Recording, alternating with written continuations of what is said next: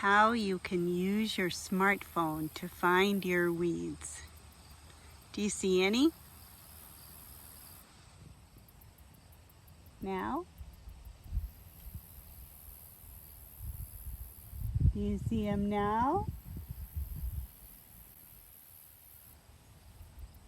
There they are. I love to get down on the ground and look across the landscape.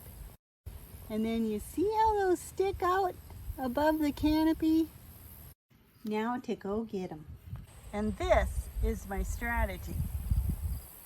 Literally tiptoe my way through the patch, finding a little space to put my foot so I don't step on any vines,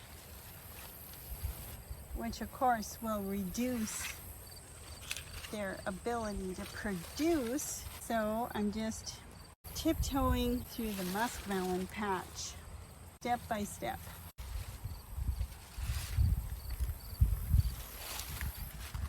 And there it is.